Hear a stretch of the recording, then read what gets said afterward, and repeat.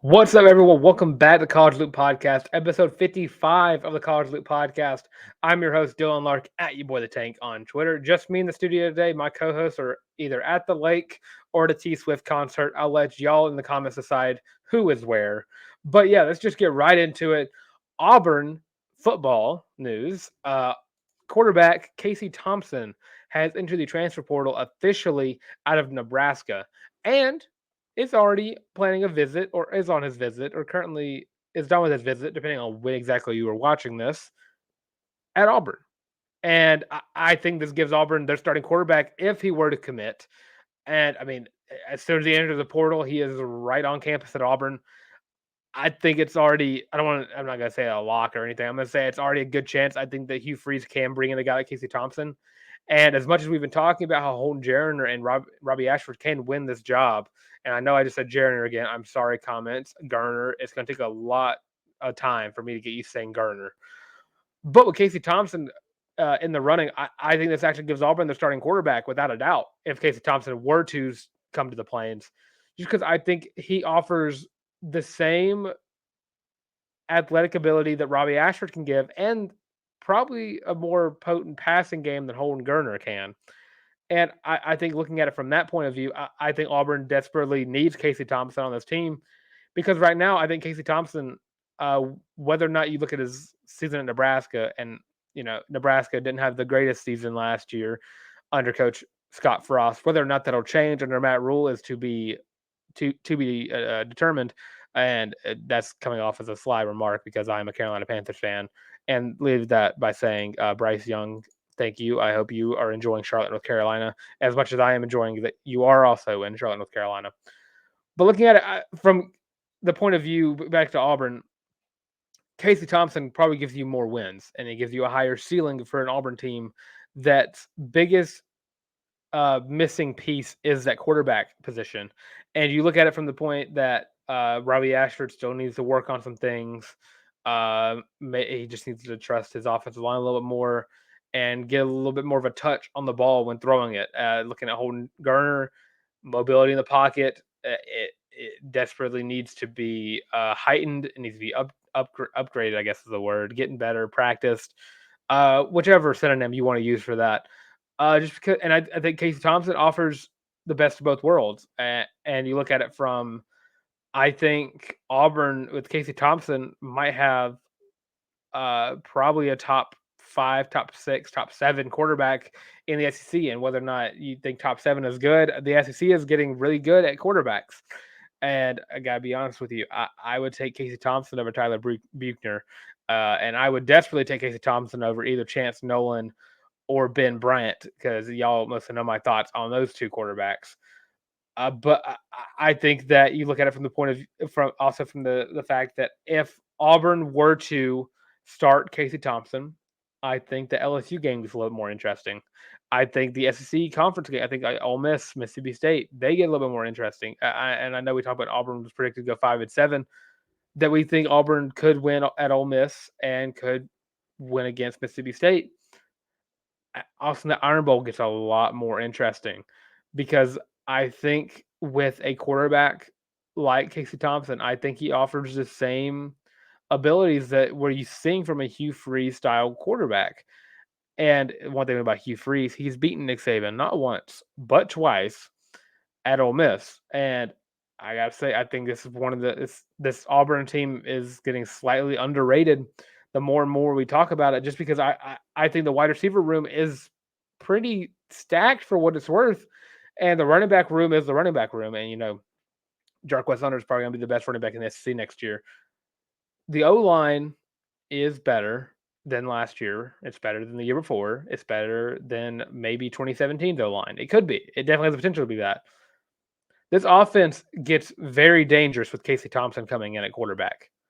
If again, hypothetically speaking, we don't know if he is going to commit, but all signs maybe point to it.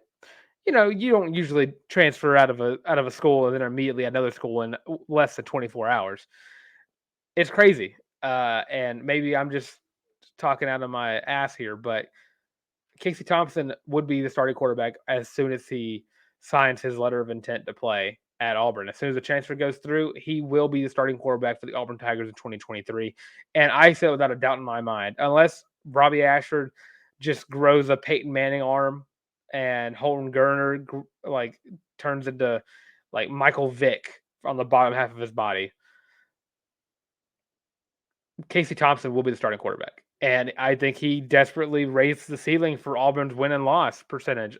And I know we talk about how I think Auburn's 9-3 with a starting quarterback, with a transfer portal quarterback. And I think that still resides. I look at the hardest games on the schedule. Georgia, I'm chalking up just because that defense. Georgia is probably the best team in the country as it stands right now. The LSU game is in Baton Rouge, so that's where I kind of like draw the line at being a little too sunshine pumpy. I look at it that Iron Bowl is in Auburn. I don't want to say that Auburn's going to win the Iron Bowl, but I will say with Casey Thompson at quarterback, the Iron Bowl should be in the favor of the home team just a little bit, unless Tyler Buchner is just the next coming of, I guess, Mac Jones at Alabama. But Tyler Buchner, I think that you go into the season, Auburn is no longer seen as a bottom feeder in the SEC, especially to some people who think they understand how this Auburn roster really looks. The secondary is good. The linebackers still need help at the linebacker core. That if Casey Thompson transfers to Auburn, linebacker is going to be priority number one.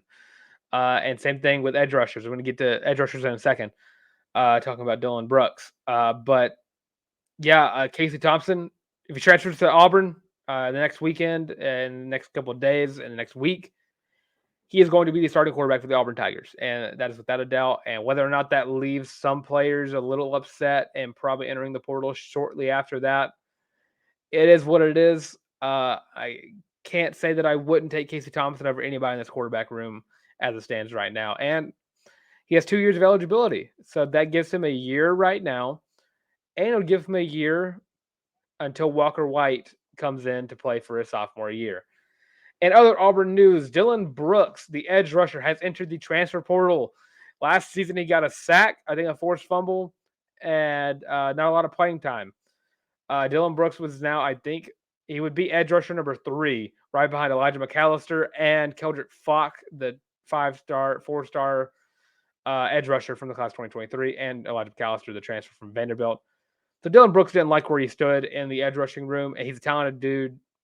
He just wrong, or I guess right team, wrong time.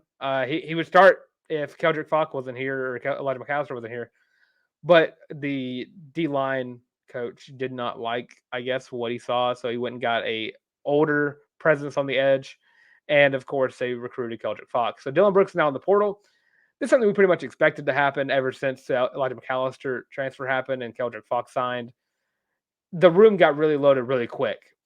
So now Dylan Brooks is out, and he's going to be looking for a place where he can start, and I can't blame him. He's talented.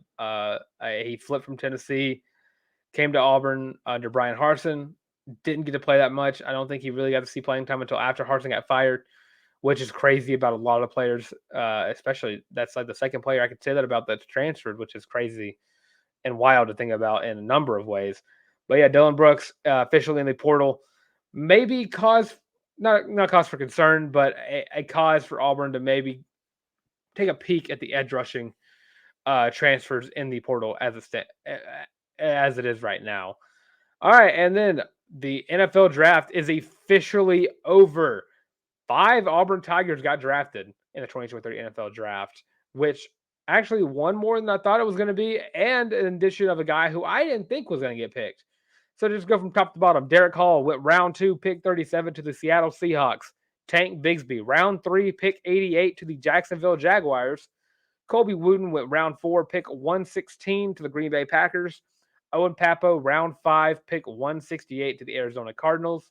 And Anders Carlson getting drafted in the 6th round, pick 207 to the Green Bay Packers. So the Packers picked up 2 Auburn players, Colby Wooden and Anders Carlson both. And Auburn also had a fair number of signees. Pretty much all the guys we expected to get signed. Eku Leota to my Carolina Panthers. John Samuel Schenker to the Las Vegas Raiders, and Shedrick Jackson got signed to the Cincinnati Bengals, which continues the streak of the Cincinnati Bengals picking up dudes who can run a 4.240. Yeah, I think all of these are pretty decent landing spots. Derek Hall is I don't think he's going to be the starter right away, but he's definitely going to be a star for the Seattle Seahawks in years to come. Tank Bigsby is going to be more of a complimentary back to Travis Etienne, but you can't really complain about that whenever your quarterback's going to be the best quarterback in his division, and he's probably going to go to playoffs year one. Colby Wooden, round 4 pick. I think that he's going to be playing at least in year one. I don't think he'll be starting, but the Packers is a pretty nice place to go, depending on how Jordan Love plays. On paper to the Cards, it makes sense. It's different coach, but the Cards picked up Isaiah Simmons, and I've been comparing Opapo to Isaiah Simmons all daggum off season long. So yeah, it makes perfect sense to me. Orange Carlson, the Packers, I think this just means that they're done with their old kicker, Mason Crosby. So maybe get a guy you're going to try to mold into being the next great Packers kicker. Not really much to say about the signees. John Samuel Schenker going to the Raiders. You just get more depth at the tight end position after they traded Darren Waller. Shedrick Jackson just give Joe Burrow more weapons, and maybe you can give Shedrick Jackson a little bit better hands than what we saw on his film at Auburn. And Leota, you know what? The future Super Bowl champs Carolina Panthers just need depth at the edge rusher position. So get Leota, you get a great depth piece and a guy who is probably going to be starting very soon for, if not the Panthers, for a team in general. And excuse me while I cough. All right, now to get started on basketball news as I get the ticker ready. All right, Matthew Cleveland has not announced where he is going yet, but Auburn is looking like a strong lean because he's been posting about Auburn on his story, and he was in Auburn, I believe, last weekend or this week in general. He's interested. He's very interested in Auburn, and I would be baffled if he didn't transfer to Auburn. And I think he offers a immediate starter at that 3 position, which is a position Auburn desperately needs a starter in. And he makes the Auburn team way better. Way better, I think, than what Auburn currently has. Because right now, I think that looking at it from the standpoint of words are hard, actually, whenever you're talking to yourself.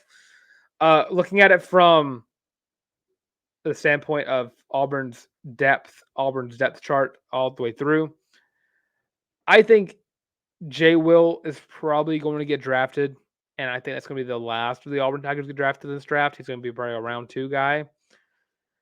So that leaves Auburn an empty position at the 3 role.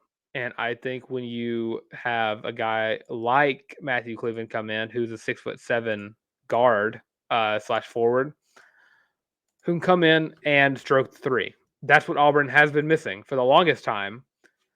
Or I don't say longest time. A year is not that long of a time, but it feels long whenever, last season happened. But yeah, hopefully Matthew Cleveland commits soon. It'll be awesome. It'll be huge. It'll be a reaction video about it, so get ready for that.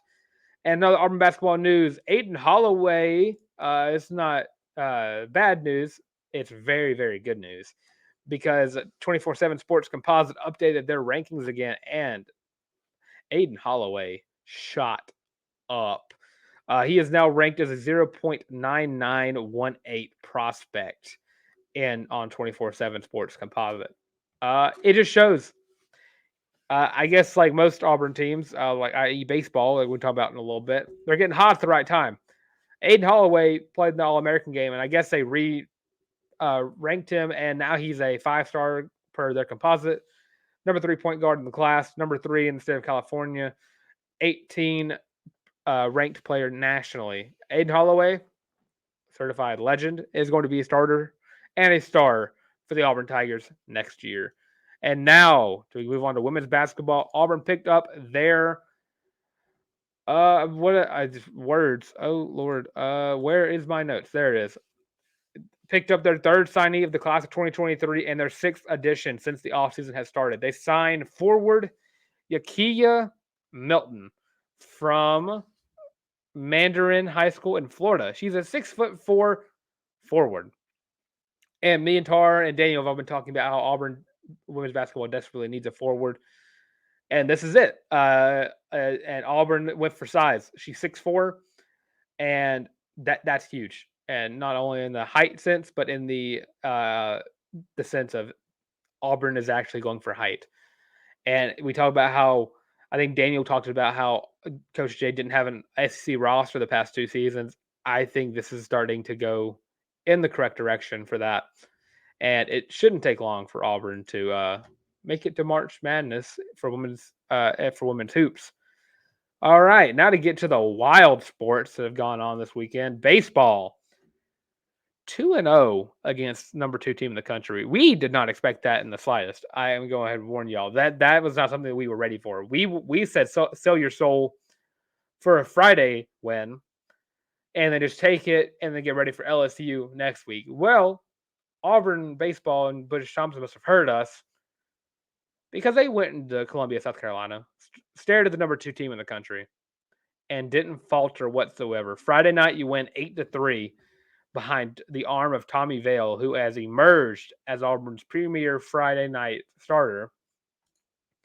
And then Saturday or yesterday, went in and took it 9-5, and another solid performance from the Auburn bullpen. I mean, you give up 5 runs, but Christian Herberholz, sorry, that's gonna be hard to say, gave up a run in 4 innings, had 6 strikeouts. Chase Isbell came in, only gave up 2, and Connor Copeland came in and wrapped up the game and got Auburn the win and himself the win. Just a crazy all-around performance, and I mean, you can't go without talking about Cooper McMurray, who is again cranking balls over the freaking fence, and he did it twice yesterday. A dude is just crazy. I don't know how he just does it. And I wish I could do it. I do. But Cooper McMurray is playing at a high level right now. Nate LaRue even hit a home run on yesterday. The Auburn's getting hot at the right time, and it's crazy to think about. I hope I'm not jinxing anything. I'm knocking on wood as we speak. It's crazy that just a few weeks ago, a few episodes ago, probably, we were getting ready to chalk this whole season up as a failure. And maybe we still can. Maybe we still should. But this is your second series win in a row. You took down Mississippi State and a tough game overall. You lose to Troy, and we were just ready to say, well, that's it. You desperately need to win these games again. You desperately need to win at least one game against both these teams to help your RPI. And I don't think anything helps your RPI more than going down to Columbia, South Carolina, or I guess going up to Columbia, South Carolina, and taking down number 2 team in the country. And of course, they have a game today at 2:00 p.m. Get ready. Auburn will go for the sweep. I don't know if it's going to happen. I'd be shocked. The Sunday games are usually the one where the bullpen isn't the best. And maybe it's just an outlier. Maybe this is just a weird weekend where Auburn pitching has just been cracked out of their mind for whatever reason, other than the fact that nothing is normal when you wear that burnt orange and navy blue. But yeah, Auburn baseball, crazy. And after South Carolina, they don't have a midweek, so they'll be preparing for number 1 LSU, which if I'm not mistaken, is that in Baton Rouge? I wish I had someone here to tell me that as I look around. Yeah, I don't know if that's in Baton Rouge or not. That is unfortunate for me. Hold on, I'm just gonna keep mumbling about how great Auburn baseball has been the past 2 days, just cranking the ball over the fence, no problem whatsoever. And they play LSU in Plainsman Park. So yeah, that's huge to get LSU right after you take down the number 2 team in the country. And hopefully Auburn just goes 6-0 in the next 2 weeks. And you know what? The RPI shoots up. All right, and now to wrap up the show with softball. They have now split the series with South Carolina. Day 1 or Friday, Maddie Penta does what Maddie Penta does. Auburn could not hit the ball. Michaela Packard hit her 100th hit, got her 100th hit. She singled to left field, and Auburn scored off of that. Yeah, and that got Auburn to win. It was in the fourth, so I can't really do my walk-off video. I wish I could. I guess I could, technically, because it technically was a walk-off for the win. It just had to play 3 more innings after it. But you know what? That's neither here nor there. But yeah, then yesterday came. Auburn's pitching. No I'm not gonna I'm not gonna talk low of Annabelle Weidra and Emma Rolfe. They did what they could. You couldn't help the fact that South Carolina just came in, and I say South Carolina. I'm their catcher. I'm worried to say that Gilia Desiderio. Maybe that's that right. I don't think I did, but we're gonna go with it. Just came in and just hit the ever living crap out of the ball. Second inning, she hit an out at first, which she bunted out and had an RBI bunt because they threw to first. Then she homered in the 4th inning, and then the 5th inning the 5th inning they had a home run, and then Desiderio came back up and singled to left field and got 2 other South Carolina girls over the plate. But yeah, you can't really help that. It happens. All you can do is just put your faith behind Maddie Penta, who's been the best, one of the probably, you know what, I'm gonna say the best pitcher in college softball the past 3 or 4 weeks. So yeah, you just put your faith in Maddie Penta. Auburn hopefully wins this series. I don't want to say they desperately need it, but it definitely helps to win it before they go to Mississippi State and of course the SEC tournament. So yeah, that's the show. Yeah, Auburn baseball is crazy. Football might have their quarterback soon. Men's basketball recruiting is heating up a little bit, I guess. Women's basketball has been heating up, and softball. Just put your face behind Maddie Penta. Can never go wrong with that. But yeah, I'm Dylan Larck at your boy the Tank on Twitter. If you're watching, it's just right there at your boy the Tank, right there. Looking at it, just right there. Go follow me on Twitter.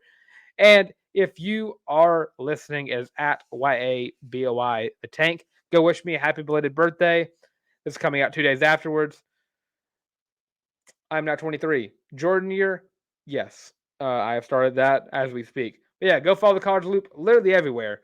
That is on TikTok, Instagram, Facebook, Twitter, and YouTube as well. Sorry, I was blanking at social medias. And then if you want to listen to us, you can go check us out at Spotify, Amazon Music, Apple Podcasts, and Google Podcasts. Also catch me on Auburn Daily Show every Monday with Lance Daw and Wednesday, of course, with Harrison Tarr when he is not on a boat. But yeah, with all that being said, this has been the College Loop Podcast.